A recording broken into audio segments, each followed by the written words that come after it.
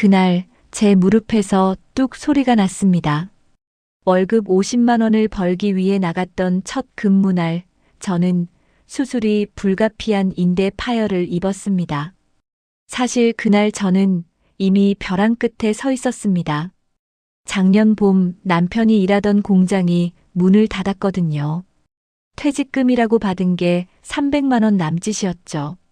남편은 그걸로 뭘 할 수 있겠냐며 한숨만 쉬셨고, 저는 그 돈을 꼭꼭 싸매서 통장에 넣어뒀습니다. 그런데 문제는 생활비였어요. 남편 국민연금이 한 달에 50만 원 정도 나왔는데 집세에 공과금에 병원비에 그걸로는 턱도 없었거든요. 저도 무릎이 안 좋았어요. 5년 전부터 계단 오르내릴 때마다 시큰거렸는데 작년엔 아예 걷기도 힘들 정도가 됐습니다. 동네 정형외과 갔더니 의사 선생님이 그러시더라고요.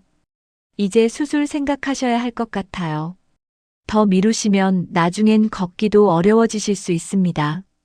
수술비가 얼마냐고 물었더니 600만 원쯤 든답니다.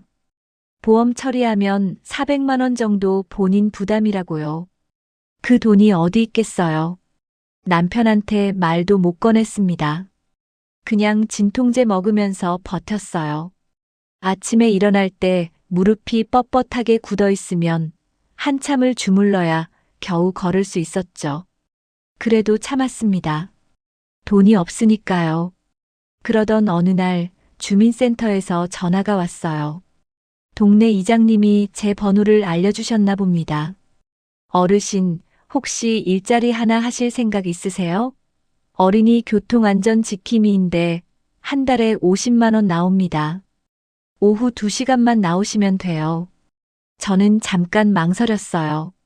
무릎이 아픈데 2시간씩 서 있을 수 있을까 싶었거든요. 그런데 50만 원이라는 말에 마음이 흔들렸습니다. 그 돈이면 생활비에 보탤 수 있잖아요. 남편한테 말했더니 걱정하시더라고요. 무릎 아프신데 괜찮으시겠어요?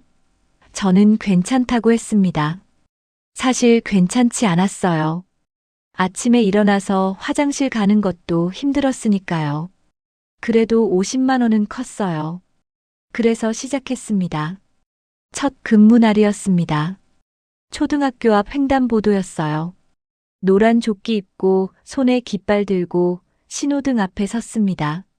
학교 시간이라 아이들이 우르르 쏟아져 나왔어요. 다들 제잘거리면서 횡단보도를 건넜죠. 저는 그 모습을 보면서 생각했어요.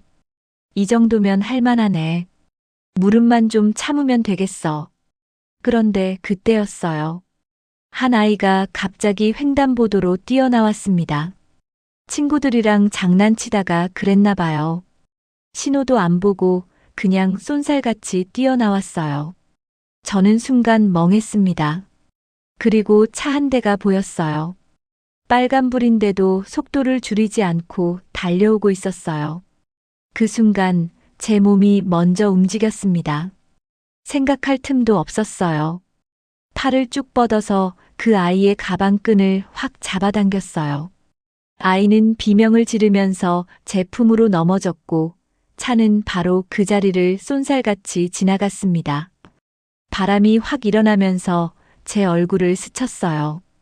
그리고 그 순간 무릎에서 뭔가 뚝 하는 소리가 났습니다. 통증이 확 올라왔어요. 숨이 턱 막힐 정도로 아팠습니다. 저는 그 자리에 주저앉았어요. 무릎을 꼭 움켜쥐고 숨을 헐떡거리면서요. 아이는 제 품에서 울고 있었고 주변 사람들이 우르르 몰려왔습니다. 할머니, 괜찮으세요? 119 불러야 하는 거 아니에요? 목소리들이 웅성거렸지만 저는 그저 아이를 내려다봤습니다. 아이는 놀라서 울고 있었지만 다친 데는 없어 보였어요. 무릎이 까지지도 않았고 팔도 멀쩡했어요. 저는 그제야 안도의 한숨을 쉬었습니다. 그래도 다행이다. 아이는 안 다쳤구나. 그런데 제 무릎은 이미 망가진 것 같았어요. 일어서려고 했는데 힘이 안 들어갔습니다. 통증이 너무 심해서 다리를 움직일 수가 없었어요. 결국 119가 왔고 저는 들것에 실려서 병원으로 갔습니다. 남편이 달려오셔서 제 손을 꼭 잡으셨어요. 괜찮으세요? 많이 아프세요? 저는 고개를 끄덕였습니다. 아프다고, 많이 아프다고요. 병원에서 검사를 받았습니다. 의사 선생님이 엑스레이를 보시더니 한숨을 쉬셨어요. 원래도 안 좋으셨는데 이번에 인대가 완전히 파열됐어요. 수술 안 하시면 걷기 어려우실 겁니다. 저는 그 말을 듣고 멍해졌습니다. 수술이요? 그럼 그 돈은 어떻게 마련하죠? 남편은 아무 말씀도 안 하셨어요. 그냥 제 손만 꼭 잡고 계셨죠. 저는 그 손을 느끼면서 생각했습니다. 내가 괜히 그 일을 시작한 건가? 무릎 아픈 걸 알면서 왜 욕심을 냈을까? 후회가 밀려왔어요. 그런데 그 다음 날 병실로 누가 찾아왔습니다. 정장을 입은 남자분이었어요. 나이는 50 초반쯤 돼 보였고 손에는 과일 바구니를 들고 계셨습니다. 어머님, 안녕하세요. 저는 어제 그 아이 아버지입니다. 저는 깜짝 놀랐어요. 아이 아버지라니요? 아, 아이는 괜찮은가요? 제가 물었더니 그분이 고개를 깊이 숙이셨습니다. 괜찮습니다. 어머님 덕분에 우리 아들이 살았습니다. 정말 감사드립니다. 목소리가 떨리고 있었어요. 그분은 의자에 앉으시더니 천천히 말씀하셨습니다. 저는 이 동네에서 병원을 운영하고 있습니다. 정형외과입니다. 어머님 무릎 상태를 제가 확인했는데 수술이 꼭 필요하시더라고요. 제가 책임지고 해드리겠습니다. 비용은 전혀 걱정하지 마세요. 저는 그 말을 듣고 눈물이 났습니다. 그냥 왈칵 쏟아졌어요. 남편도 옆에서 코를 훌쩍이셨고요. 아니에요. 그럴 필요 없어요. 저는 그냥 제가 말하려는데 그분이 손을 저으셨습니다. 어머님, 우리 아들은 늦둥이 외아들입니다. 그 아이를 잃었으면 저희 부부는 어떻게 살았겠어요. 이건 제 마음입니다. 꼭 받아주세요. 수술은 일주일 후에 잡혔습니다. 그 일주일 동안 저는 병실에 누워서 이 모든 게 꿈인가 싶었어요. 그 병원장님, 박 원장님이라고 하셨는데 매일 회진 때마다 들르셔서 상태를 확인하셨거든요. 어머님, 불편한 건 없으세요? 뭐 필요하신 거 있으시면 언제든 말씀하세요. 그렇게 말씀하시는데 목소리가 정말 따뜻했어요. 수술 당일 아침 저는 수술복으로 갈아입고 침대에 누워 있었습니다. 남편이 제 손을 꼭 잡고 계셨어요. 괜찮으실 거예요. 걱정 마세요. 남편 목소리도 떨리고 있었지만 저를 안심시키려고 애쓰시는 게 느껴졌습니다. 저는 고개를 끄덕이며 눈을 감았어요. 수술은 3시간 걸렸다고 합니다. 깨어났을 때 무릎이 붕대로 꽁꽁 쌓여 있었어요. 아프긴 했지만 그 전에 느끼던 그 찢어지는 듯한 통증은 아니었습니다. 박 원장님이 들어오셔서 말씀하셨어요. 수술 잘 됐습니다. 재활 잘 받으시면 곧 걸으실 수 있으실 겁니다. 입원 기간 동안 박 원장님 아드님도 몇 번 찾아왔어요. 초등학교 3학년이라던가요. 그 아이가 그림을 그려왔더라고요. 저랑 그 아이가 손을 잡고 있는 그림이었어요. 위에 삐뚤삐뚤한 글씨로 할머니 고맙습니다라고 쓰여 있었습니다. 저는 그 그림을 받아들고 또 눈물이 났어요. 남편이 옆에서 웃으시면서 말씀하셨어요. 당신 요즘 눈물이 왜 이렇게 많아졌어요? 재활치료도 박 원장님 병원에서 받았습니다. 물리치료사 선생님이 정말 친절하셨어요. 할머니, 오늘은 이 동작 10번만 해보세요. 천천히 무리하지 마시고요. 처음엔 무릎을 구부리는 것조차 힘들었습니다. 조금만 움직여도 통증이 왔거든요. 그런데 일주일, 2주일 지나면서 점점 나아졌어요. 한 달쯤 지났을 때는 지팡이 없이도 걸을 수 있게 됐습니다. 퇴원하는 날, 박 원장님이 진료실로 오라고 하셨어요. 저는 남편과 함께 진료실에 갔습니다. 박 원장님은 책상 위에 봉투 하나를 올려놓으셨어요. 어머님, 이건 작은 성의입니다. 꼭 받아주세요. 저는 손을 내저었어요. 아니에요, 원장님. 수술도 해주시고 재활도 시켜주셨는데 이게 무슨 말씀이세요? 그런데 박 원장님이 봉투를 제 손에 꼭 쥐어주시더라고요. 어머님이 아니었으면 저희 아들은 이 세상에 없었을 겁니다. 이건 제 마음입니다. 집에 와서 봉투를 열어봤습니다. 안에 500만 원이 들어 있었어요. 저는 그 돈을 보면서 또 울었습니다. 남편도 울고 계셨고요. 우리는 한참을 아무 말도 하지 못했어요. 그냥 서로 손만 꼭 잡고 앉아 있었습니다. 그 돈으로 밀린 공과금을 냈습니다. 집세도 2달치를 미리 냈어요. 그리고 남은 돈은 통장에 넣어뒀습니다. 저는 이제 무릎이 좋아져서 다시 교통안전 지킴이 일을 할 수 있게 됐거든요. 주민센터에 연락했더니 자리가 아직 있답니다. 다음 달부터 다시 나가기로 했어요.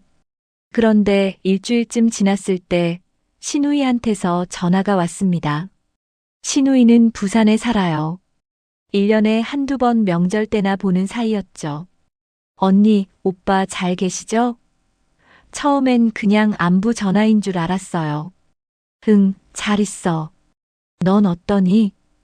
제가 그렇게 대답했더니 신우이 목소리가 조금 달라졌습니다. 언니, 그런데 제가 동네 사람한테 들었는데 언니가 병원에 입원하셨다면서요? 수술도 하시고. 저는 잠깐 망설였어요. 이 이야기를 어떻게 설명해야 할까 싶었거든요. 응, 무릎 수술했어. 그런데 다 나았어. 걱정 안 해도 돼. 그렇게 말했더니 신우이가 물었습니다. 수술비는 어떻게 하셨어요? 오빠 퇴직금으로 하신 거예요? 저는 사실대로 말했습니다. 교통안전 지킴이 하다가 아이를 구했고 그 아이 아버지가 병원장님이셔서 수술을 해주셨다고요. 그리고 성의금도 주셨다고요. 신우이는 한동안 말이 없었습니다. 그러더니 이렇게 물었어요. 그 돈이 얼마예요? 저는 대답하기가 좀 망설여졌어요. 왜 그걸 물어보는지 알 것 같았거든요. 500만 원 받았어. 제가 그렇게 말하자 신우이가 한숨을 쉬었습니다. 언니, 그 돈 우리 오빠 병원비로 써야 하는 거 아니에요? 저는 잠깐 당황했습니다. 무슨 소리야? 오빠는 건강하신데. 신우이가 말했어요. 지금은 그렇죠. 그런데 나이 드시면 어떻게 돼요? 오빠도 곧 칠순이시잖아요. 그때 병원비 필요하면 어떡하려고요? 저는 할 말을 잃었습니다. 그리고 며칠 후 신우이가 서울로 올라왔습니다. 갑자기 집 앞에 나타났어요. 언니, 우리 좀 얘기해요. 신우이는 거실에 앉더니 커피를 한 모금 마시고는 말을 꺼냈습니다. 언니, 솔직히 말할게요. 저는 그 돈이 좀 불공평하다고 생각해요. 불공평하다니? 언니는 운 좋게 돈도 받고 수술도 공짜로 하셨잖아요. 그런데 저는요? 저는 우리 오빠 대신 부모님 제사도 다 지내고 명절 때마다 음식 준비하고 그렇게 살았어요. 언니는 서울에서 편하게 사시면서 저는 부산에서 혼자 다 했단 말이에요. 저는 어이가 없었습니다. 그게 지금 무슨 상관이야? 이건 내가 일하다가 다쳐서 받은 거잖아. 신우이가 고개를 저었어요. 그래도 언니, 그 돈 일부는 저한테도 나눠줘야 하는 거 아니에요? 우리 오빠 동생으로서 당연한 권리 아닐까요? 남편이 방에서 나오셨습니다. 이게 무슨 소리야? 동생아, 그건 내 형수가 고생해서 받은 돈이야. 내가 왜 그걸 달라고 하니? 신우이가 남편을 쳐다봤어요. 오빠는 모르실 거예요. 제가 그동안 얼마나 힘들었는지. 부모님 돌아가시고 나서 제사며 뭐며 다 제가 했잖아요. 오빠는 서울에서 돈 벌기 바쁘다고 한 번도 안 내려오셨잖아요. 그 말에 남편이 할 말을 잃으셨습니다. 사실이었거든요. 시아버님 돌아가시고 나서 재산은 다 시누이네가 지냈어요. 우리는 돈을 보냈지만 직접 내려가지는 못했습니다. 시누이는 그걸 알고 있었던 거예요. 그러니까 언니, 그 500만 원 중에서 200만 원만 저한테 주세요. 그럼 저도 이제 오빠한테 아무 말 안 할게요. 시누이가 그렇게 말했을 때 저는 머리가 하얘졌습니다. 그날 밤 저는 잠을 이룰 수가 없었어요. 옆에서 남편도 뒤척이고 계셨습니다. 한참 후에 남편이 작은 목소리로 말씀하셨어요. 당신 미안해요. 내가 동생을 제대로 못 챙겨서. 저는 남편 손을 꼭 잡았습니다. 아니에요. 당신 잘못이 아니에요. 다음 날 아침 시누이한테 전화를 했습니다. 동서, 그 돈은 못 줘. 이건 내가 일하다 다쳐서 받은 거야. 내가 이해 못하는 건 알아. 그런데 이건 내 권리야. 시누이는 한동안 말이 없었습니다. 그러더니 이렇게 말했어요. 그래요, 언니. 알겠어요. 그럼 저도 이제 오빠 일은 신경 안 쓸게요. 나중에 오빠 편찮으시면 언니가 다 알아서 하세요. 전화를 끊고 나서 저는 한참을 멍하니 앉아 있었습니다. 남편이 제 어깨를 감싸 안으셨어요. 저는 그제야 울음이 터졌습니다. 억울해서, 화가 나서, 그리고 슬퍼서 울었어요. 지금은 석 달이 지났습니다. 무릎은 완전히 나았어요. 다시 교통안전지킴이 일을 하고 있고요. 매일 오후 2시간 아이들이 안전하게 길을 건너도록 지켜보고 있습니다. 박 원장님 아드님도 가끔 보여요. 그 아이는 지나갈 때마다 저한테 인사를 해요. 할머니, 안녕하세요. 그 목소리를 들을 때마다 가슴이 따뜻해집니다. 시누이와는 연락이 끊겼어요. 명절도 따로 보내기로 했고요. 남편은 가끔 미안하다고 하시는데 저는 괜찮다고 말합니다. 이게 우리 삶이니까요. 그날 제가 그 아이를 구하지 않았다면 어땠을까요? 무릎은 덜 아팠을 테고 수술비 걱정도 안 했을 거예요. 그런데 그 아이는 어떻게 됐을까요? 저는 생각할 때마다 소름이 돋습니다. 지금 제 무릎엔 긴 흉터가 있어요. 수술 자국이에요. 가끔 그 흉터를 만지면서 생각합니다. 이건 제가 옳은 일을 했다는 증거라고요. 누가 뭐라고 해도 저는 후회하지 않아요. 어제 박 원장님한테서 문자가 왔습니다. 어머님, 설 명절 잘 보내세요. 아이가 할머니 보고 싶어 해요. 저는 답장을 보냈어요. 저도 보고 싶어요. 건강하게 잘 크길 바랍니다. 남편이 옆에서 물으셨어요. 누구한테 온 문자예요? 저는 휴대폰을 보여드렸습니다. 남편이 미소 지으셨어요. 참 좋은 분들이네요. 저도 고개를 끄덕였습니다. 이제 저는 압니다.